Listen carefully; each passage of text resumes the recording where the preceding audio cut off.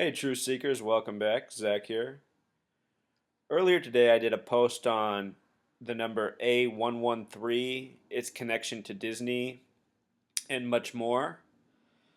With that in mind, I wanted to visit this episode called Donald in Math Magic Land. In simple English gematria, the word math equals 42, and the word magic equals 33. If you do math magic with Pythagorean gematria, it equals 39. All very special numbers once we talk about much. And what I want to talk about overall in this episode is how Disney continues to use sacred geometry and numerology in all of their doings, from the movies they release to Disneyland and where it's located and the year it's open. But let's begin by watching a little bit of Math Magic Land. We'll just watch a couple clips. Hello, Donald. That's me. Where am I? Mathemagic Land. Magic Land? Never heard of it. It's the land of great adventure. Well, who are you? I'm a spirit, the true spirit of adventure. That's for me. What's next? A journey through the wonderland of mathematics. Mathematics? That's for all kids. Eggheads. Now hold on, Donald. You like music, don't you? Yeah? Well, without eggheads, there would be no music. Uh, Come on. Let's go to ancient Greece, to the time of Pythagoras, the master egghead of them all, Pythagoras? the father of mathematics and music. Mathematics and music? Ah, you'll find mathematics in the darndest places. Watch. First, we'll need a string. Stretch it good and tight. Plunk it. Now divide in half. Plunk again. You see? It's the same tone, one octave higher. Now divide the next section. And the next. Pythagoras discovered the octave had a ratio of 2 to 1. With simple fractions, he got this.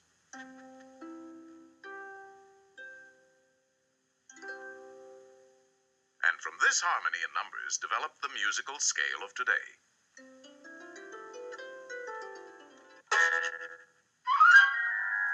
By golly, you do find mathematics in the darndest places. You can imagine how excited Pythagoras was when he shared his findings with his pals, a fraternity of eggheads known as the Pythagoreans. They used to meet in secret to discuss their mathematical discoveries. Only members were allowed to attend. They had a secret emblem, the pentagram. Let's see what the topic is for today.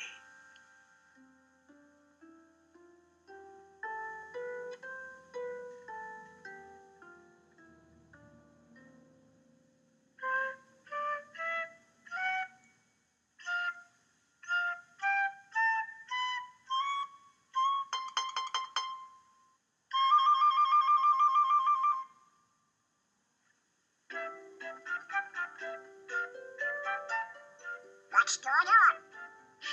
It's a jam session. Give me something with a beat. Shh.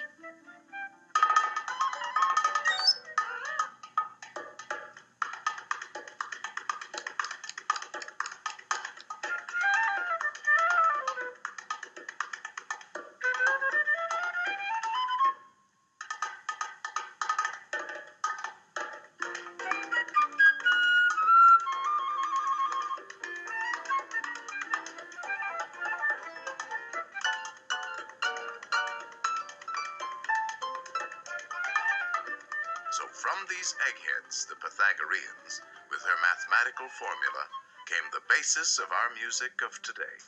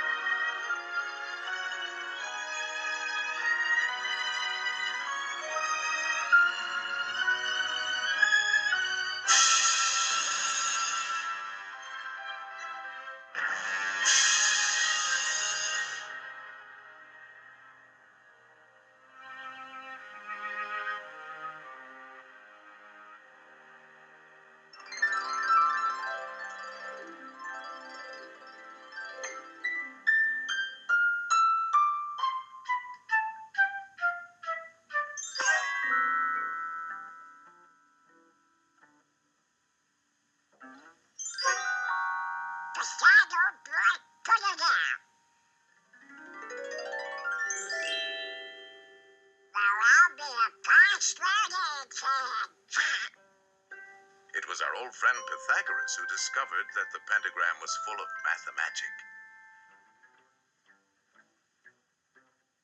The two shorter lines combined exactly equal the third, and this line shows the magic proportions of the famous golden section. The second and third lines exactly equal the fourth. Once again we have the golden section. But this is only the beginning.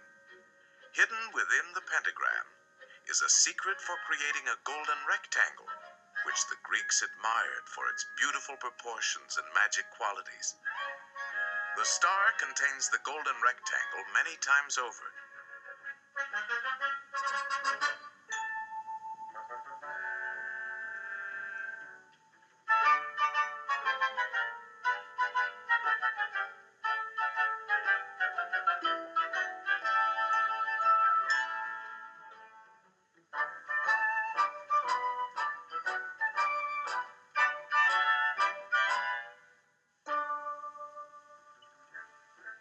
It's a most remarkable shape. It can mathematically reproduce itself indefinitely.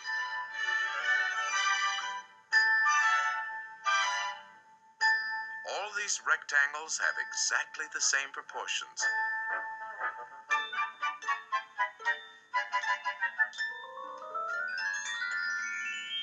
This figure also contains a magic spiral that repeats the proportions of the golden section into infinity.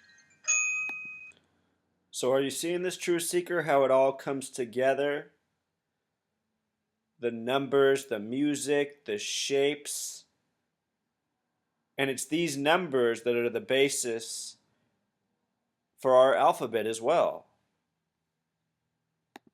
To the Greeks, the golden rectangle represented a mathematical law of beauty. We find it in their classical architecture.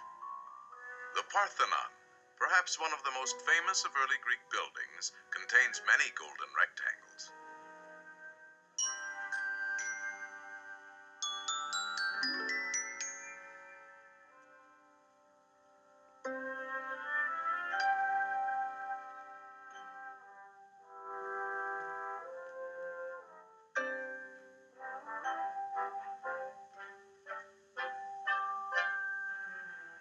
These same golden proportions are also found in their sculpture.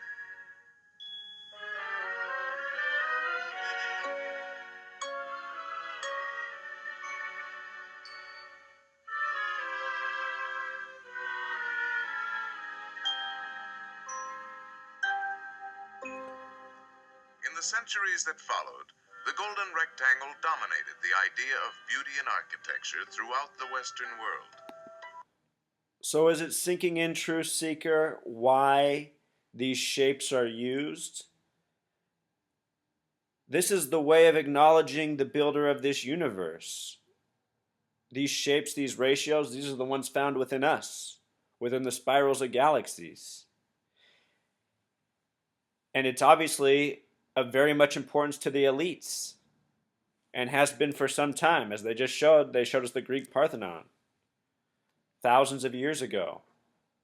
And in doing this research, it seems that the same coding from the dates to the names is omnipresent. And one possible explanation for that is that our entire history is a forgery and has been made also according to these numbers, an entire possibility. So we watched a good chunk of that video. It's worth watching the rest.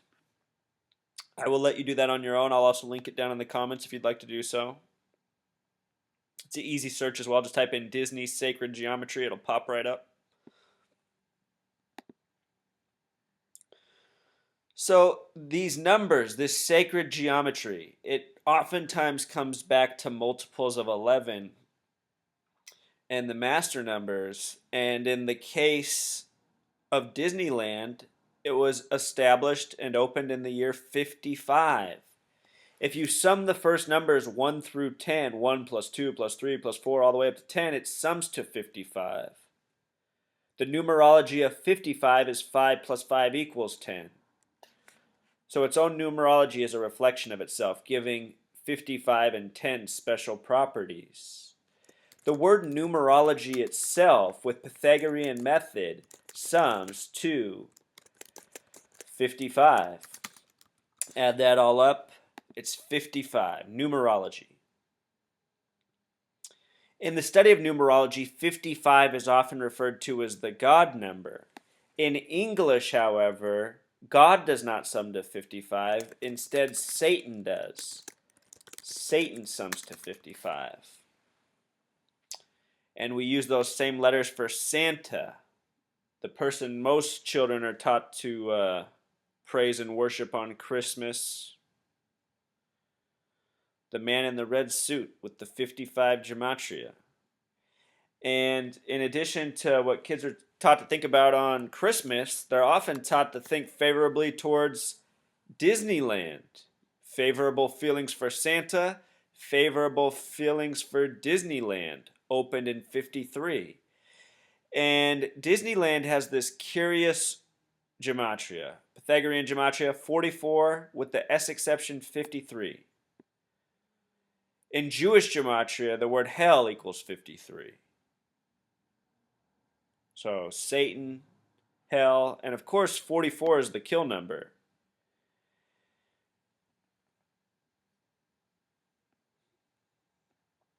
So Disneyland, it's located directly on the 33rd parallel north in the 117th meridian west. Those are its coordinates. It's located in Anaheim, California, which has a Pythagorean gematria of 33. It's in Orange County. Orange is the only color with a gematria, Pythagorean gematria of 33. California, the state, has the simple English gematria of 88, like the words poison and program. And I have thought for many years that Disneyland has poisoned and programmed the minds of many. So for further proof of these tributes to 33, we can look at Walt Disney himself. His wife, Lillian, has a 33 name. They had their only child together in the year 33. They named her Diane, a name with a simple English gematria of 33. Diane Disney died November 18th, the 322nd day of the year, on the premiere date of Frozen, Disney's 53rd animated film. All very suspicious, Truth Seeker. Just continuing tributes to 33. It's said that his daughter died while she was on a hike. Hike is a word with 33 gematria. In terms of Disney's movie history, they released their very first movie ever on December 21st, 1937. Notice that 12 plus 21 is 33. 12/21. A date that they had us focus on in the year 2012. Remember when the media was hyping that December 21st, 2012, something big could happen? Possibly the end of the world. That was all a big hoax. They knew that that date had passed 2 years earlier, December 21st, 2010. That was the real December 21st. We had a significant pole shift that day. Michael Eisner, this was the face of Disney for many years, for most of my time growing up. Of course, Michael, 33 name in Pythagorean gematria. Michael Eisner with Pythagorean gematria 67, like the word alchemist, 67. West and organic and water are all 67. Disney's out west. Important numbers to these people, possibly important concepts as well. He was born in the year 42. Before him, the CEO was Ron Miller, another person with curious gematria. He was born April 17th, 1933. So, just so much of this. In my last post, I talk about Jack Kinsey, the original animator for Disney, 33 name, 33 life number. Recently at Disney, we had the measles scare. The original story said that there were 33 cases, and then a week later they gave us the number 42. These numbers are so often coded together. Netanyahu, the Prime Minister of Israel, was supposed to speak in Congress. He was originally supposed to speak on February 11th. That's the 42nd day of the year, 42. That date's been pushed back to March 3rd, 3-3, a lot like 33. This stuff's just always happening because there are these Masonic principles that give these people away. They are always doing things by the numbers, an important part of their code. Even when they disappear. R.I.P. Disney Diane Miller. Disney has another station called Disney Junior. Disney is a 31, like the foundational degree of Scottish Rite Freemasonry. Junior is a 33 word. 31 through 33, the ranging degrees of Scottish Rite Freemasonry. And there's much pirate emphasis on this station. Pirate is a 33 word, just like robber, just like banker. So much 33 focus. Mickey Mouse, the original mascot for Disney. Let's check this out. His original name was also Steamboat Willie. With Pythagorean gematria, steamboat equals 24. With the S exception, 33. With simple English gematria, 96, like the word Freemason, like the religion Satanism. Steamboat Willie in simple English gematria is 166. Also, I want you to notice how it's 67, like Michael Eisner. Again, an important number to these people. The name Mickey Mouse with the right gematria combination also sums to 67, just like Steamboat Willie. These tributes are everywhere. His birthday is November 18th, the 322nd day of the year, the same day Diane Disney died, the same day Frozen premiered. Do you think it's a coincidence? Again, R.I.P. Diane Disney Miller. Notice she married a Miller. She married somebody with a 33 name. So Disney Miller hyphenated is 3133. Diane Disney Miller. And Disney, they're just so massive because of how much, I mean, just think about it. It's no wonder that Disney is so massive. Almost everyone in the United States at some point in their life will become a fan of Disney. Women in this country are obsessed with Disney. Children are made to be obsessed with Disney. So in other words, almost the whole country is funneling a portion of their wealth to Disney at all times. In turn, they own food, music, toys, sports teams, and all these media networks. Look, this is just a list of all the TV networks they own. I mean, Lifetime. How many women are also sitting around watching Lifetime? When they're not watching Disney, they're watching Lifetime. Sorry to pick on the women, I just know this is what a lot of our women do. And we wonder why they're all full of worries. Every episode on Lifetime is another tragedy just waiting to happen. And look at ESPN. I mean, they own ESPN. We wonder why the sports are all coded with the same numbers. If you sit down and watch ESPN and pay attention to the stats they put on the screen, it's all the same numbers I'm exposing here. 33, 47, 74, 26, just over and over. Same with these superhero comics. I mean, Disney didn't used to own it, but now they do, and the point is the coding's always been there anyway. So even though they weren't all under the same umbrella, they were still really all coming from the same people, same backing, same subliminal messages trying to be coded. I mean, it's just astounding that they own all this. It's insane. And then there's companies like Coca-Cola, Monsanto. We're not even talking about them. So again, if you haven't done so already, watch the rest of this episode. A lot more good stuff there. 27 minutes. Donald in Math Magic Land.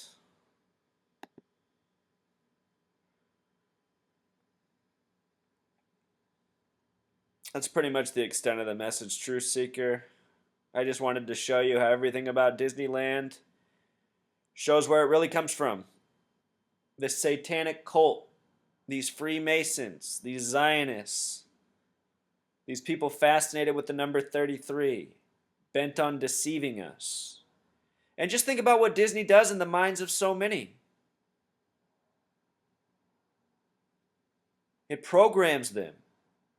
Little girls everywhere striving to be princesses, making their greatest ambition finding Prince Charming.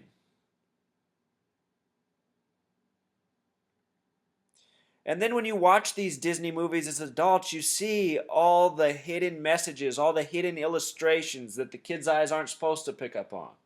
But whose eyes are they there for? The erections in the crowd, the genitalia in the clouds. What's it all about? You know? These people are continually tormenting us. And for what reason? And why do we continue to support them? You know, when I started to wake up to all this stuff more than a decade ago, I realized I had to stop going to the movies. I realized I had to stop buying consumer products that these people had ownership over. Every time we do that, we're submitting ourselves to them. We're surrendering to them. We're empowering them. We're supporting them. We become complicit in what they're doing. This is the word we have to get out. We have to tell our friends and family to stop going to Disneyland. Why do you think at the end of every Super Bowl they have the players say, "I'm going to Disneyland"? They have to keep conditioning us to do the wrong things, to work against our own interests. Everyone knows Disneyland's overpriced. Everyone knows they're a corrupt company. Yet people want to keep taking their children there, their family there. I know someone who just had a tragedy in their family. They decided to go to Disneyland to feel better. To me, it makes me want to vomit. Just reminds me what a bunch of idiots we are. Tragedy in your family makes you want to go to Disneyland. That means you don't have your priorities right. It means your head's up your ass. It means you're going to keep having more tragedies in your life. And you're going to keep supporting a world that's a tragedy. Disney. Something everyone needs to stop supporting. Along with all these other giant gluttonous companies that have more power over our lives than we do. All right, Truth Seeker. Until next time.